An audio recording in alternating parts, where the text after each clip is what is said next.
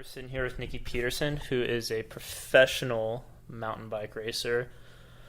And she did the BWR for the first time last year, but she's primarily a mountain bike girl, not a roadie. So we're going to get kind of the other side as far as on the bike.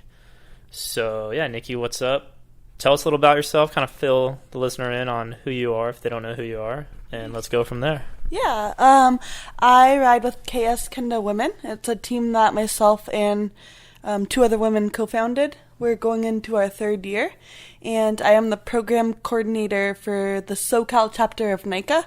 So my job is literally to get more kids on bikes, and I've been racing for 5 years. And you do have a connection with Source Endurance Coaching Company as well. Yeah, I work with Adam Mills. He's my coach, and I'm an ambassador for the company. And so I'm stoked to be here at the camp helping out. So let's just start off because you're a mountain bike girl. You know, most people here are people that, I'd say primarily a lot of people that do BWR, you know, kind of from the roadside. What got you into it last year? Like what brought you to do BWR since it's not really in your wheelhouse per se? Yeah, so one of my best friends is Larissa Connor, and so I saw a couple years in a row where she posted winning the BWR, and I thought it was insane. And then I kind of started doing some more research on it, and honestly what got me hooked was the marketing. They do a really good job with the marketing, and I liked it, and I liked the vibe, and I like to work with events that have fun. So how did you do the waffle or the wafer? Waffle. Okay, so yeah, you went for it. How was that? Because, you know, typically mountain bike races are shorter unless you're doing like the endurance style marathon ones, and, you know, sometimes the girl races are even shorter, and, you know, BWR is like the same for everyone. So how was that doing such a big ride race and, you know, you not really having that in your past legs experience? Yeah, so my races are usually 20 minutes to an hour and a half. I have done the epic rides that are like 4 hours. BWR was the biggest ride I've ever done in my life, and the only thing I can say is that I know how to suffer, and so I guess I figured as long as I had the right mindset, I would be able to do it. So, like, going into that mindset you had last year, like, you know, did you kind of have to, like, keep it cool early because you knew it was going to be a long day, you didn't want to overextend yourself, or, like, you know, take us through, like, hey, like, I'm lining up for, like, the biggest race I've ever done, and I don't want to, like, overextend myself, but, like, how did you handle that? Yeah, so it was a little tricky. I was sick last spring, so my biggest ride was the recon rides, so 80 miles was about the longest I did. So lining up, I knew that I had never done anything quite that long, but the tricky thing about BWR is that you have to go hard that first hour, and as a female, it's even harder, I would say. So I actually set my all-time 1-minute power in the first hour. Nice. And then I still got caught up in the dirt, though, so I entered pretty far behind. And that's where I decided to keep it cool because, like you said, it's a really long day. So pacing is definitely important. Staying on top of nutrition is important. But I just really knew that once I got to mile 100, which would be the longest I had ever done, for me, it was a mind game. So I just had to be positive, keep it fun where possible. So now that you have done it, like, going into it last year, it was such an unknown for you. You haven't done that long of a race. You've never done it. Now that you have done it, what did you come out of it and learn as far as, like, that you didn't even think about, you know, or like, oh, like, I didn't even think about that, or, you know, this or that, like, what really, like, you know, stood out? Yeah, so I, had an epic bonk going up Black Canyon. I was in a really dark place. I was getting passed left and right, and I was like, oh man, this is really, really early in the race to be bonking. So I stopped at the aid station with Goop, and they gave me bacon and Coke, and it brought me to life. And so then I found a good group to recover with. So I think what I learned is that I need to get better at being in groups, riding closer to on wheels. So being a mountain bike person, the dirt's awesome for me, but I really need to get comfortable riding in those groups with men. They're stronger a lot of times, and so I need to learn to tuck in. So no, that's a good point, because, like, as we're kind of talking about, like, you kind of, you know, a lot of people do come from the road to do BWR, and there are mountain bikers, but it's a little more few and far between. So, you know, okay, yeah, like, you don't necessarily have that experience of, like, the pack riding and the group riding. Like, have you been trying to work on that this year, or doing more group rides, or like what have since that was a key thing that stood out, like what have you been trying to do to better yourself for that for this year? Yeah, so living up in Idlewild, I ride alone 98% of the time, but I've been making every effort possible just to get down and ride with groups. So I come down here for the BWR rides, for the career rides. Anytime I can do a group ride, I basically jump in. So I feel like that's the best way to learn. No, totally. Like what have you learned like doing these group rides? Like, are you feeling more comfortable? Were you like maybe a little timid like about, I know people like kind of get a little almost claustrophobic feeling like inside of the group as far as like in the middle of the peloton, because there's nowhere to kind of get out, like looking ahead, like making sure you don't have those gaps. Like how has it been to like, because obviously you have the strength from being a pro mountain biker, but that's a whole different story as far as like proper group ride and stuff. So what have you been working on, and like what have you felt like you're getting better at, like now that you've kind of immersed yourself in that rotor scene? Yeah, so I think it's definitely a skill that has to be learned just like any other skill, and I have a lot of work to do still. It's exactly what you said, though. I do feel kind of claustrophobic still. So I guess for me, I just have to ride with groups of people I trust, and then get in there, and then know that if I bump elbows or whatever, it's okay because I trust the wheel. So I think that's the key right now, is just to keep riding with safe riders, I guess. And then just keep doing it over and over and over until it becomes more comfortable. And I think it definitely is, but I wouldn't say I'm where I need to be yet. Well, plenty of time still. But like switching gears, so on the other side of that, a lot of people are not good in the dirt. We see it all the time, especially on these, like we're here at the camp, like we see people that just really tense up. Obviously it's no issue for you. Like, what do you see? Like, we're out riding with, these folks this weekend, and their skill ranges, from, entry level to very good.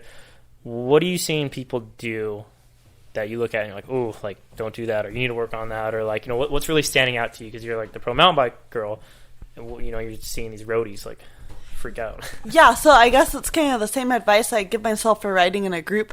When you're on the dirt, like confidence is key. So I raced last year in 28 slicks, and it was totally fine.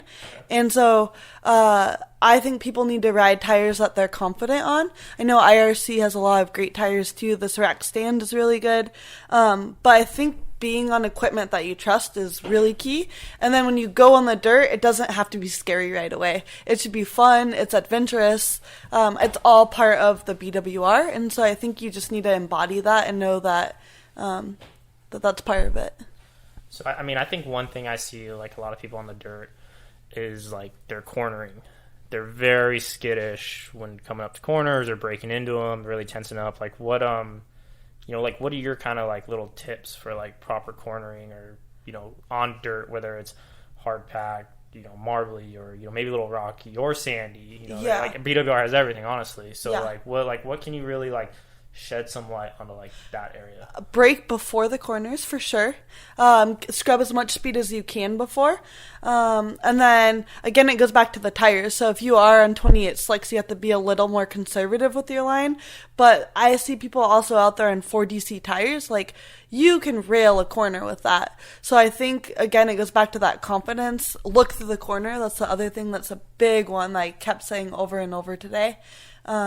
It really helps. And then bike body separation is another good one. So what do you mean by that? So you look through the corner and you lean the bike in the direction that you want it to go. So if you hold the bike by the top tube and lean it one direction or the other, you'll see that the tire will automatically turn the way that you lean the bike. Mm-hmm. And so it's kind of the same concept when you're on the bike. If you lean the bike wants to turn that way. Kind of like MotoGP when they're like, turning into the corners and stuff. Yep. So, we kind of rode a little bit of the course today. We saw the start, and we did, the finish, which was double peak. And then, a lot of people, like obviously you've done it last year, like it's the end of the ride and the end of the race. So you're just smashed going up it. But then you have to go down the dirt. It's, I guess you say it's like a walking path. Yeah.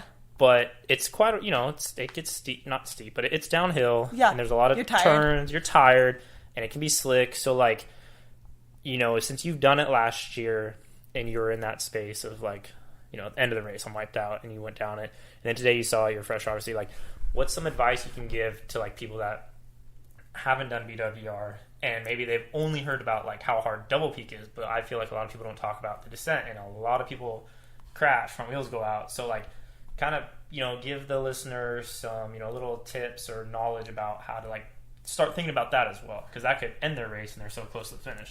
Dude, just send it. Just kidding. No, but seriously, it is the end of the race. You have to be careful. My legs were like on the verge of cramping last year. I honestly don't remember much of that descent. I was pretty cross-eyed at that point.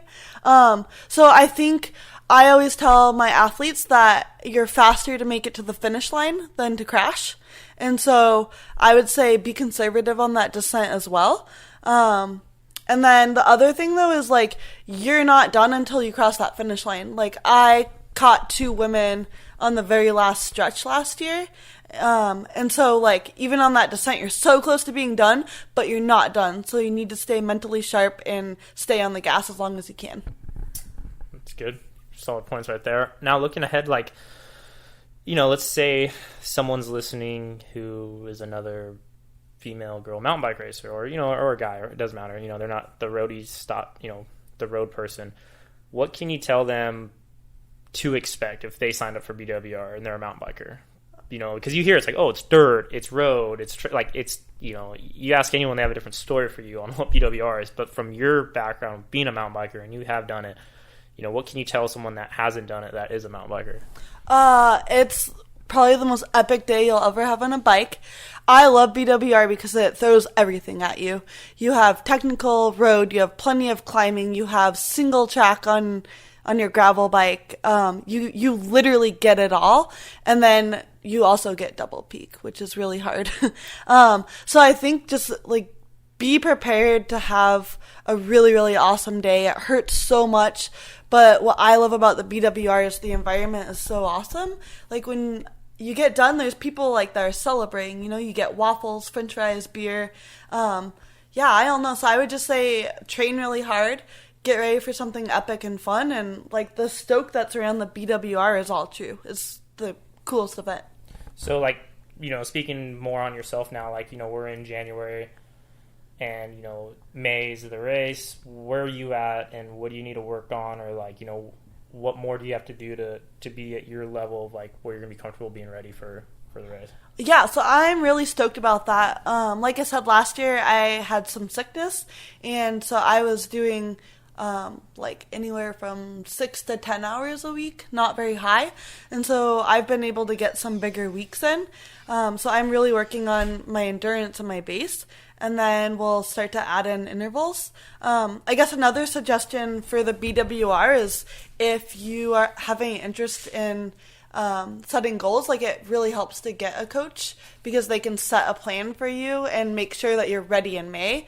You don't want to be doing too much in January and peak then. So I think it's worth it to have a coach that if it's an A event, which for me it is. Even though I'm a mountain biker, BWR is definitely my biggest focus besides nationals for the year. Nice. So now that, we're here at this camp, you're one of the instructors helping people here, like coming into this camp, like what are you looking to,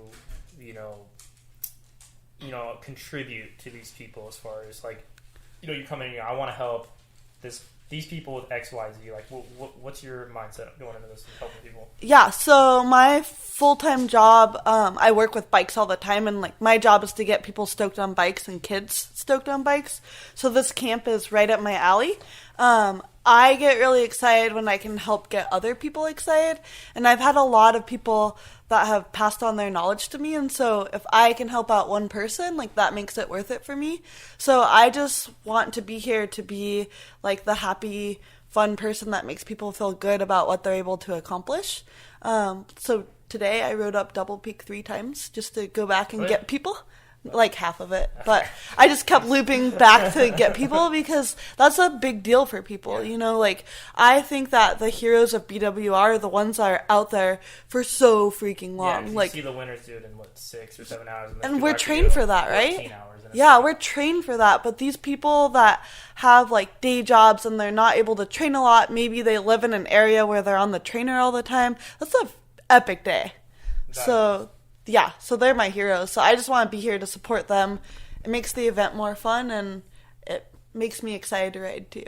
Awesome. So, like, before we close this out, like, what can you tell the the listener or the person home that's not here and hasn't done BWR to coming from you, like, what can you give to them to help them out to be ready for BWR? Do it. Don't be afraid. If you signed up, like, stay committed to training for it as much as you can, whatever that means. And it's a really big day, but, like, you can do it, I would say. And so just having that positive mindset is really important for something so long. And then it's a great opportunity to meet people, ride bikes. California's pretty rad. And then I guess the last thing I'd say is that Reggie Miller, if you're listening, you need to do BWR next year. Lauren and I sent a video to you, and you need to be here. All right, we'll make sure he gets that. But much appreciated, Nikki, and best